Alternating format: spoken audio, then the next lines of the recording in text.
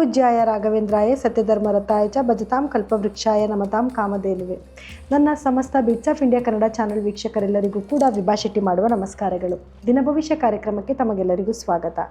ಈ ದಿನ ಅಂದರೆ 11/4/2026 ಶನಿವಾರದ ದಿನ. ಇವತ್ತಿನ ದಿನ ಉತ್ತರಾಷಾಢ ನಕ್ಷತ್ರವಿರಲಿದೆ. ಹಾಗಿದ್ರೆ ದ್ವಾದಶ ರಾಶಿಗಳ ಮೇಲೆ ಇವತ್ತಿನ ಏನೆಲ್ಲ ಪರಿಣಾಮ ಬೀರ್ತಿದೆ ನೋಡ್ಕೊಳ್ಳೋಣ ಬನ್ನಿ.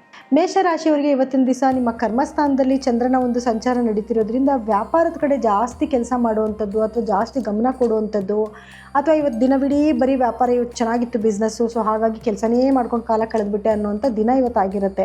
ಸೊ ಹಾಗಾಗಿ ಇವತ್ತಿನ ದಿವಸ ನೀವೇನು ಪರಿಹಾರ ಮಾಡ್ಕೋಬೇಕು, ಯಾವುದು ಅಡೆತಡೆ ಇರಬಾರ್ದು, ಕೆಲಸದಲ್ಲಿ ಇನ್ನಷ್ಟು ಸಕ್ಸಸ್ನ ನೋಡಬೇಕು, ಏನು ಮಾಡಬೇಕು ಅಂತಂದರೆ 1 ಚಮಚದಷ್ಟು ಎಳ್ಳನ್ನು ನಿಮ್ಮ ತಲೆ ಸುತ್ತ ನಿಲ್ಲಿಸ್ಬಿಟ್ಟು ಯಾವ್ದಾದ್ರು ಗಿಡಕ್ಕೋ ಅಥವಾ ಯಾವ್ದಾದ್ರು ಪಕ್ಷಿಗಳಿಗೆ ಹಾಕ್ಬಿಟ್ಟು ಹೋಗೋದ್ರಿಂದ ಏನೋ ಅಡೆತಡೆ ಬರ್ತಿದೆ ಅಂದರೂ ಅದರಿಂದ ನೀವು ಪಾರಾಗ್ಬೋದು. ಇನ್ನು ವೃಷಭ ರಾಶಿಯಲ್ಲಿ ಹುಟ್ಟಿರೋರಿಗೆ ಇವತ್ತು ಒಂದು ಅದೃಷ್ಟಕರವಾದ ದಿನ ಆಗಿರುತ್ತೆ. ಏನು ಕೆಲಸ ಕೈ ಇಟ್ಟರು ಸಕ್ಸಸ್ ಆಗುವಂಥದ್ದು, ಯಾವ ವ್ಯಕ್ತಿನ ಮೀಟ್ ಮಾಡಿದ್ರು ಇವತ್ತು ನೀವು ಅಂದ್ಕೊಂಡಿರೋ ರೀತಿ ಕೆಲಸಗಳಾಗ್ತಾ ಇರುತ್ತೆ.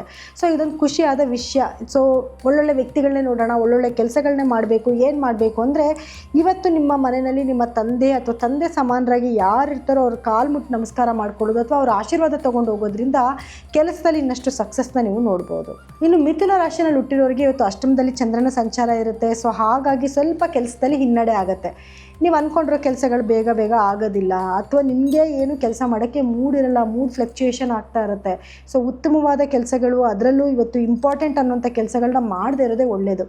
ಸೊ ಪರಿಹಾರ ಏನು ಮಾಡ್ಕೋಬೇಕು, ಈ ಥರ ನೆಗೆಟಿವಿಟಿ ಆಗ್ತಿದೆಯಲ್ಲ ಏನು ಮಾಡಬೇಕು ಪರಿಹಾರ ಅಂತಂದರೆ ನೋಡಿ, 1-2 ಕಾಳಷ್ಟು ಮೆಣಸನ್ನ ತೊಗೊಂಡು ಅದ್ರ ಜೊತೆಗೆ 1 ಹಿಡಿಯಷ್ಟು ಉಪ್ಪನ್ನ ತೊಗೊಂಡು ನಿಮ್ಮ ತಲೆ ಸುತ್ತ ನಿವಳಿಸ್ಕೊಂಡು ಅದನ್ನ ಯಾವುದಾದ್ರೂ ಗಿಡದ ಹತ್ರ ಹಾಕ್ಬಿಡಿ. ಅಂದರೆ ಅದರಲ್ಲೂ ನೀರಲ್ಲಿ ಕರಗಿಸ್ಬಿಟ್ಟು ಹಾಕ್ಬಿಟ್ರೆ ಖಂಡಿತ ನಿಮಗೆ ಬರೋ ನೆಗೆಟಿವಿಟಿಯಿಂದ ನೀವು ಈಚೆ ಕಡೆಗೆ ಬರ್ಬೋದು. ಇನ್ನು ಕಟಕ ರಾಶಿಯಲ್ಲಿ ಹುಟ್ಟಿರೋರಿಗೆ ಚಂದ್ರ ಇವತ್ತು ಸಪ್ತಮದಲ್ಲಿ ಸಂಚಾರ ಮಾಡ್ತಾ ಇದ್ದಾನೆ. ಸೊ ಹಾಗಾಗಿ ಇವತ್ತಿನ ದಿವಸ ಗಂಡ ಹೆಂಡತಿ ಮಧ್ಯದಲ್ಲಿ ಬಾಂಡೇಜ್ ಚೆನ್ನಾಗಿರುತ್ತೆ, ಅಥವಾ ಇವತ್ತೇನೋ ಹೊರಗಡೆ ಹೋಗಬೇಕು ಅಂದ್ಕೊಂಡಿರ್ತೀರ, ಜೊತೆಯಲ್ಲಿ ಹೋಗೋದಕ್ಕೂ ಕೂಡ ಒಳ್ಳೆ ದಿನ ಆಗಿರುತ್ತೆ.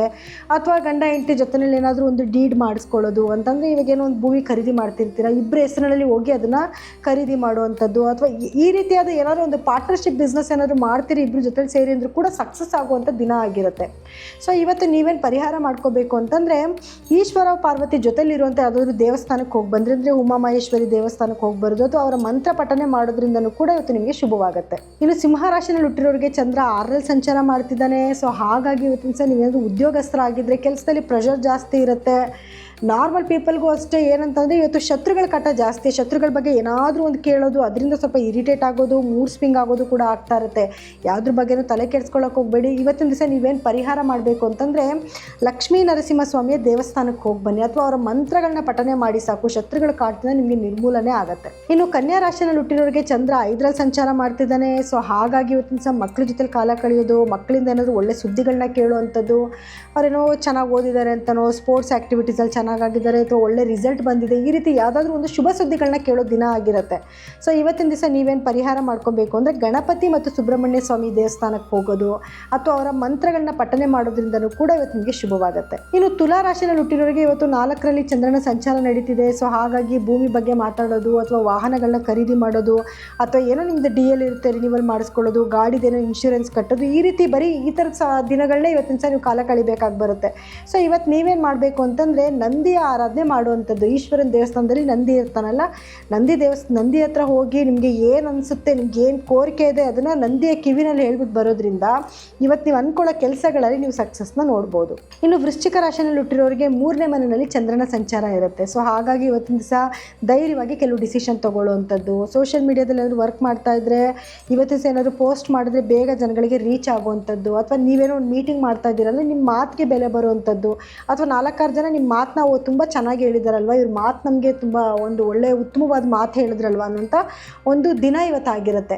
ಸೊ ಅದಕ್ಕೆ ಇವತ್ತು ನೀವೇನು ಪರಿಹಾರ ಮಾಡ್ಕೊಬೇಕು ಅಂತಂದರೆ ಕುಜಗ್ರಹದ ಬೀಜ ಮಂತ್ರನ ಪಠನೆ ಮಾಡೋದು ಅಥವಾ ಕುಜ ಗಾಯತ್ರಿ ಮಂತ್ರನ ಹೇಳ್ಕೊಳ್ಳೋದ್ರಿಂದ ಇನ್ನಷ್ಟು ಸಕ್ಸಸ್ನ ನೀವು ಇವತ್ತಿನ ದಿವಸ ನೋಡ್ಬೋದು. ಇನ್ನು ಧನಸ್ಸು ರಾಶಿಯಲ್ಲಿ ಹುಟ್ಟಿರೋರಿಗೆ ಇವತ್ತಿನ ದಿವಸ 2ರಲ್ಲಿ ಚಂದ್ರನ ಸಂಚಾರ ನಡೀತಿದೆ. ಹಣಕಾಸಿನ ಅಭಿವೃದ್ಧಿ ಚೆನ್ನಾಗಿರುತ್ತೆ, ಮಾತಿನಲ್ಲಿ ಮನ್ನಣೆ ಬರುವಂಥ ದಿನ ಆಗಿರುತ್ತೆ. ಯಾಕಂದರೆ ತುಂಬ ಸಾಫ್ಟಾಗಿ ಮಾತಾಡ್ತೀರಾ. ನಿಮ್ಮ ಮುಂದೆ ಎಂಥವರು ನಿಮ್ಗೇನೇ ನಿಮ್ಮನ್ನು ಚೆನ್ನಾಗಿ ಬೈಬೇಕು ಅಂತ ಬಂದರೂ ಕೂಡ ಅವ್ರನ್ನ ತಾಳ್ಮೆಯಿಂದ ನೀವು ಮಾತಾಡಿನೇ ಅವ್ರನ್ನ ಜಯಿಸ್ಕೊಂಡು ಕಳಿಸ್ಬಿಡ್ತೀರಾ.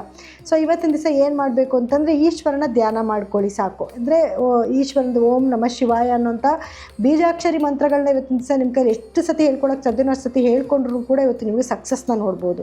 ಇನ್ನು ಮಕರ ರಾಶಿಯಲ್ಲಿ ಇಟ್ಟಿರೋರಿಗೆ ಲಗ್ನದಲ್ಲಿ ಚಂದ್ರನ ಸಂಚಾರ ಇದೆ. ಸ್ವಲ್ಪ ಇವತ್ತಿನ ದಿವಸ ಖುಷಿಯಾಗಿರ್ತೀರ ಬೆಳಗಿನ ಸಾಯಂಕಾಲದವರೆಗೂ. ಆದರೆ ಸ್ಟೆಬಿಲಿಟಿ ಇರೋದಿಲ್ಲ. ಏನು ಕೆಲಸ ಮಾಡಬೇಕು, ಏನು ಬಿಡಬೇಕು, ಮನೇಲಿ ಇರಬೇಕಾ, ಹೊರಗಡೆ ಹೋಗಬೇಕಾ, ಮನೇಲಿ ಅಡುಗೆ ಮಾಡ್ಕೊಂಡು ತಿನ್ನಬೇಕಾ, ಹೊರಗಡೆ ಹೋಗಬೇಕಾ, ಈ ರೀತಿ ಏನಾದರೂ ಒಂದು ಗೊಂದಲದಲ್ಲಿ ಇರ್ತೀರಾ. ಸೊ ಆ ಸ್ಟೆಬಿಲಿಟಿ ಬರಬೇಕು ಅಂತಂದರೆ ಒಂದು 10 ನಿಮಿಷ ಮೆಡಿಟೇಷನ್ ಮಾಡಿ ಸಾಕು. ಮೆಡಿಟೇಷನ್ ಮಾಡಿಕೊಂಡ್ರೆ ನೀವು ಇವತ್ತು ಇಂಥದೇ ಕೆಲಸ ಮಾಡಬೇಕು ಅನ್ನೋ ದೃಢತೆ ಬರುತ್ತೆ ಇವತ್ತಿನ ದಿವಸ ನಿಮಗೆ. ಇನ್ನು ಕುಂಭ ರಾಶಿಯಲ್ಲಿ ಇಟ್ಟಿರೋರಿಗೆ 12ಕ್ಕೆ ಚಂದ್ರ ಬರ್ತಾನೆ. ಖರ್ಚು ಜಾಸ್ತಿ ಇರುತ್ತೆ. ಒಂದಲ್ಲ ಒಂದು ರೀತಿಯಲ್ಲಿ ವಾಹನಕ್ಕೆ ರಿಪೇರಿ ಬಂತು ಅಂತನೋ, ಅಥವಾ ಮನೇಲಿ ಏನೋ ರಿಪೇರಿ ಬಂತು ಅಂತನೋ, ಅಥವಾ ಮನೆಗೆ ಯಾರೋ ಗೆಸ್ಟ್ ಬಂದರು ಅಂತನೋ, ಒಂದಲ್ಲ ಒಂದು ರೀತಿಯಲ್ಲಿ ಖರ್ಚಂತೂ ಇವತ್ತಿನ ದಿವಸ ಮಾಡ್ತಾ ಇರ್ತೀರ. ಸೊ ಅದನ್ನು ಅವಾಯ್ಡ್ ಮಾಡ್ಕೊಳ್ಳೋಕೆ ಏನು ಮಾಡಬೇಕು ಅಂತಂದರೆ ಇವತ್ತಿನ ದಿವಸ ನೀವು ಒಂದು ಇಡಿಯಷ್ಟು ಅನ್ನನೋ ಅಥವಾ ಮನೇಲಿ ಏನೇ ಒಂದು ಆಹಾರ ಮಾಡಿದರೂ ಅದನ್ನು ಎಂಜಾಯ್ ಮಾಡೋಕ್ಕೆ ಮುಂಚೆನೇ ತೊಗೊಂಡೋಗಿ ಕಾಗೆಗಳಿಗೆ ಹಾಕೋದ್ರಿಂದ ಬರೋ ನೆಗೆಟಿವಿಟಿನ ಖಂಡಿತವಾಗ್ಲೂ ತಪ್ಪಿಸ್ಕೋಬೋದು. ಇನ್ನು ಮೀನ ರಾಶಿಯಲ್ಲಿ ಹುಟ್ಟಿರೋರಿಗೆ ತುಂಬ ಅದೃಷ್ಟಕರವಾದ ದಿನ, ಒಳ್ಳೆ ಲಾಭ ನೋಡುವಂಥ ದಿನ ಆಗಿರುತ್ತೆ. 11ನೇ ಮನೇಲಿ ಚಂದ್ರನ ಸಂಚಾರ ಇದೆ. ನೀವು ಏನೇನೆಲ್ಲ ಕೆಲಸ ಮಾಡಿರೋದೆಲ್ಲದಕ್ಕೂ ಲಾಭ ನೋಡೋ ದಿನ ಇವತ್ತು. ಯಾರ ಹತ್ರ ನೀವು ಮಾತಾಡಿದ್ರೂ ಅದರಲ್ಲಿ ಲಾಭ ಸಿಗುತ್ತೆ. ಏನು ಕೆಲಸ ಮಾಡಿದ್ರೂ ಅದರಲ್ಲಿ ಲಾಭ ನೋಡೋ ದಿನ ಆಗಿರುತ್ತೆ. ಸೊ ಹಾಗಾಗಿ ಇವತ್ತಿನ ದಿವಸ ನಿಮ್ಮ ಮನೇಲಿ ಯಾರು ಹಿರಿಯರು ಇರ್ತಾರೆ ಅವ್ರ ಕಾಲು ಮುಟ್ಟು ನಮಸ್ಕಾರ ಮಾಡಿಕೊಂಡು ಆಶೀರ್ವಾದ ತೊಗೊಂಡು ಹೋಗೋದ್ರಿಂದ ಇನ್ನಷ್ಟು ಸಕ್ಸಸ್ನ ನೋಡುವಂಥ ದಿನ ಇವತ್ತಾಗಿರುತ್ತೆ. ಇನ್ನು ಇದಾಗಿತ್ತು ದ್ವಾದಶ ರಾಶಿಗಳ ಈ ದಿನದ ಫಲಾನುಫಲಗಳು.